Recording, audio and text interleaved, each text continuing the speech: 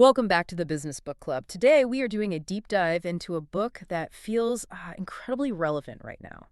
It's called Make Time: How to Focus on What Matters Every Day by Knapp and Zeratsky. And these are the guys who created the sprint method, which is all about hyper-efficiency. But this book, Yeah, this is sort of their big pivot. right. It's not about doing more things faster. Exactly. It's about choosing what you actually care about, Yeah. making real space for it, and then, and this is the hard part, protecting that space like a fortress. Yeah, and the premise just hits so hard for anyone in a demanding job. You know that feeling. You end the week, you were completely slammed, running from one thing to the next.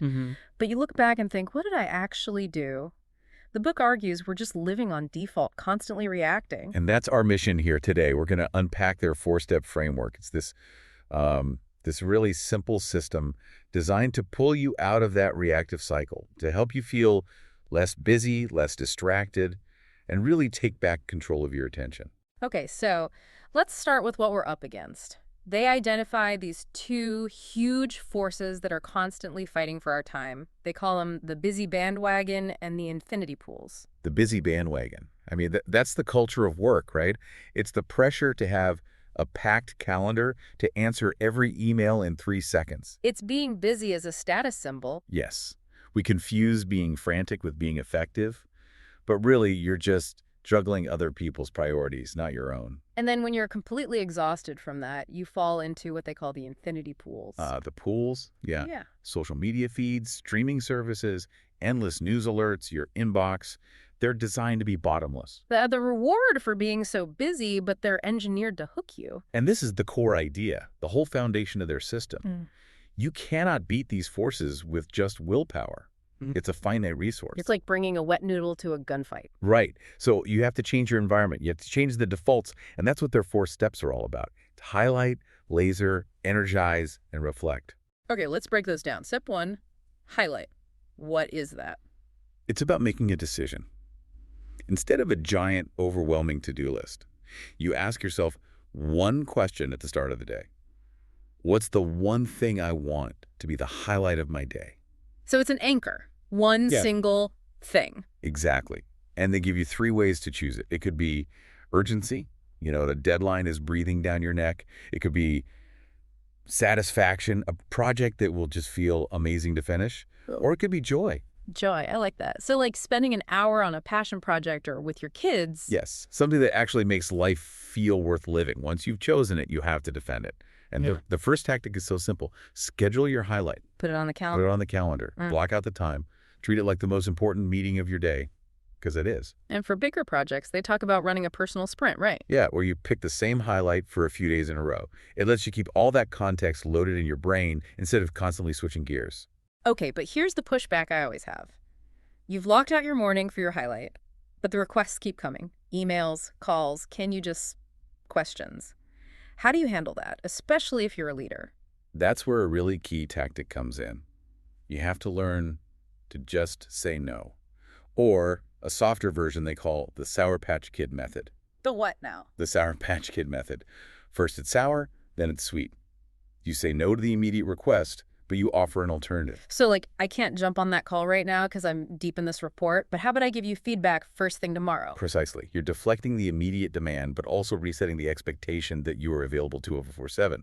You're creating friction. Friction. That's a perfect transition to step 2, which is laser focus. This is all about beating distraction. And it's built on that same idea of friction, not willpower.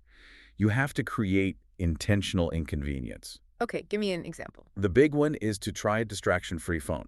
Just delete the apps. Delete email, delete your social media apps, news apps, gone. Whoa, okay. For an entrepreneur, deleting Gmail from your phone feels impossible. Like, that's just not realistic for a lot of people who need to be responsive. I get that. It's a valid point. So maybe you don't delete it entirely. Yeah.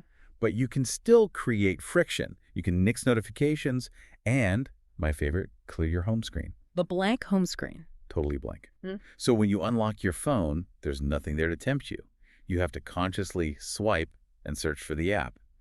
That tiny pause is often enough to make you ask, do I really want to do this right now? It interrupts the muscle memory. It does. And it's so important because a quick check is never just a quick check.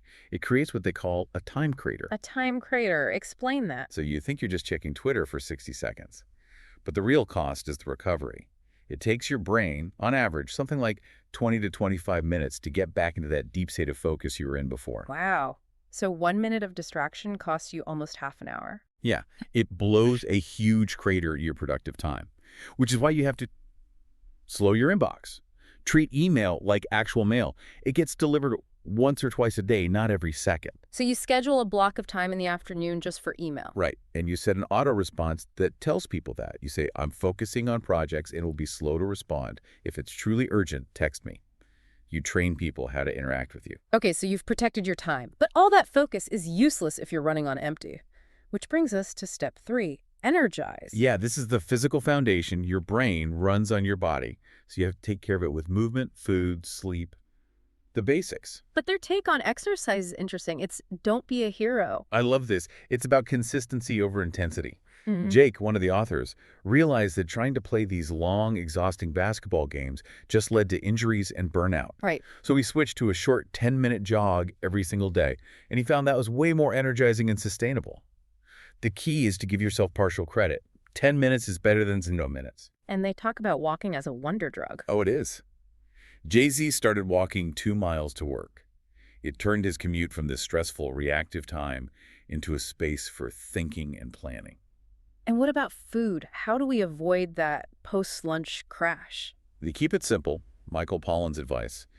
Eat food, not too much, mostly plants. The best tactic is what they call Central Park your plate. Central Park your plate. Yeah, imagine your plate is Manhattan. Central Park is that big green space in the middle, so you fill half your plate with salad or vegetables first. It just naturally makes your meal lighter and prevents that energy slump. Okay, we have to talk about caffeine. What's the strategy there? It's all about timing. Your body's natural wake-up hormone, cortisol, peaks between about 8 and 9 a.m. So if you drink coffee right when you wake up, You're kind of wasting it. You're putting caffeine on top of your natural peak. They suggest waiting until about 9:30 a.m. for your first cup and then having your last cup around 1:30 or 2:30 in the afternoon. It maximizes the boost when you actually need it. that makes a lot of sense.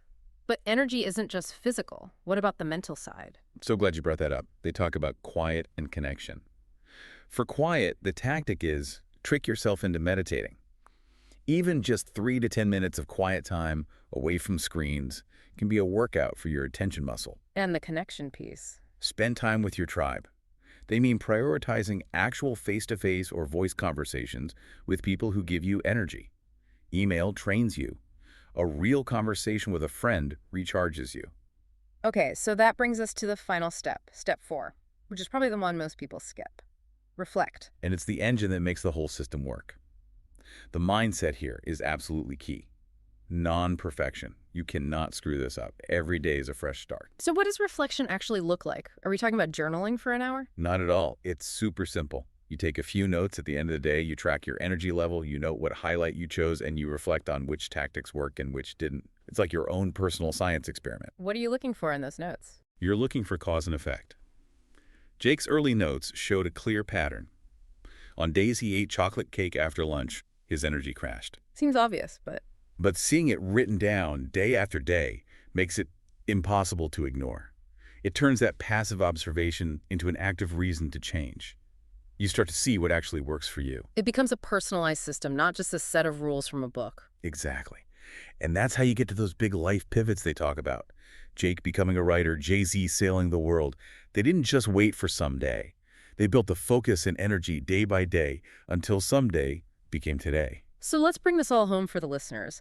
For an entrepreneur or an executive trying to put this into practice, what are the biggest takeaways? Okay, first, you have to move from being reactive to being fiercely intentional.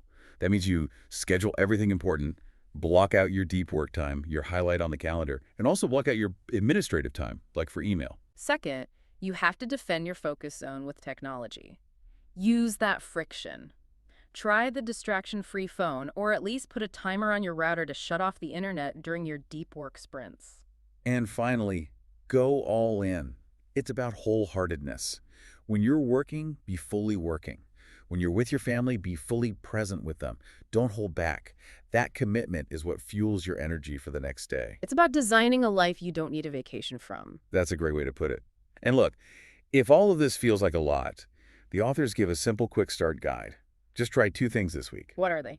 Number 1, schedule your highlight every day. And number 2, try a distraction-free phone, even if it's just deleting Instagram for 24 hours. See how it feels. The powerful idea here is that you don't have to wait. The world needs more people who have, really come alive.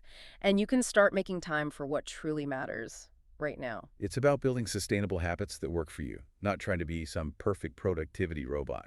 If you found this deep dive valuable, we really encourage you to subscribe to the Business Book Club to keep sharpening your toolkit. Join us next time for another deep dive into the ideas that shape how we work and live.